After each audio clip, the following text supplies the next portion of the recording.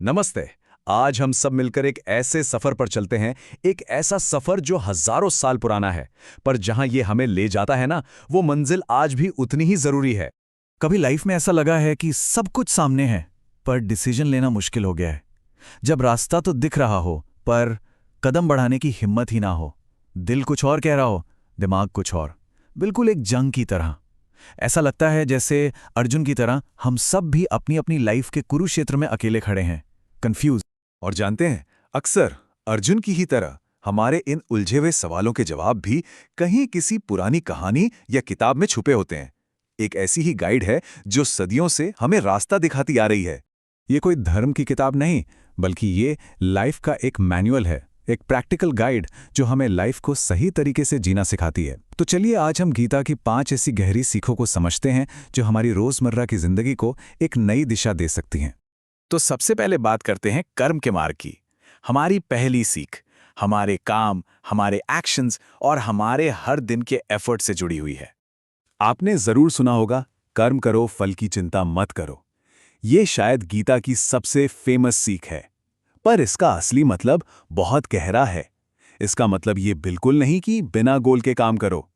इसका मतलब है कि हमारा पूरा फोकस, पूरी एनर्जी सिर्फ और सिर्फ हमारी मेहनत पर होनी चाहिए, क्योंकि आखिर में वही एक चीज है जो सच में हमारे कंट्रोल में है। सोचिए जरा, आजकल की लाइफ में जितना भी स्ट्रेस है, एंजाइटी है, उसकी जड़ यही है। हम अपने आप को रिजल्ट से जोड़ लेते हैं और फिर मन में एक डर बैठ जाता है, क्या होगा अगर फेल हो गए तो। गीता हमें इसी डर से आजाद करती है। वो कहती है हमारा हक सिर्फ मेहनत करने पर है, उसके फल पर नहीं। इसलिए बस अपना बेस्ट दो और बाकी सब ऊपर वाले पर छोड़ दो। कर्म के बाद अब चलते हैं हमारे अंदर की दुनिया में। हमारे मन के अंदर जो लड़ाइयां चलती रहती हैं ना, वहां जहां हमारे दो सबसे बड़े दुश्मन रहते हैं, डर और अहंकार। इनसे कैसे डील करना है, ये हैं हमारी अगली 2 सीखें। डर यानी फियर, ये हमेशा फ्यूचर की चिंता से पैदा होता है। व्हाट इफ, क्या होगा अगर। गीता कहती है प्रेजेंट में जियो, जो हो रहा है उसे एक्सेप्ट करो। और हाँ, एक्सेप्टेंस का मतलब हार मानना नहीं है, बल्कि सच्चाई को देखकर आगे बढ़ने की हिम्मत करना है। क्योंकि जब हम अपने डर का सामना करते हैं ना, तो हम सिर्फ किसी मुश्किल को नहीं हराते, हम खुद को जीत लेते हैं। और वही तो असली जीत है। अब बात करते हैं हमारे दूसरे दुश्मन की, अहंकार, ईगो, जो कहता है मैं ही सब कुछ हूं, मैं सब कर लूंगा। और ये मैं हमें अकेला कर देता है। जबकि इसके आगे है ह्यूमिलिटी यानी विनम्रता, जो कहती है हम साथ हैं। और ये हम हमें दूसरों से जोड़ता है। ये हमें याद दिलाता है कि हम सब एक दूसरे के सहारे ही तो हैं। कभी कभी झुकना या मदद मांग लेना या अपनी गलती मान लेना, ये कमजोरी नहीं होती, बल्कि ये अंदर की स्ट्रेंथ की निशानी है।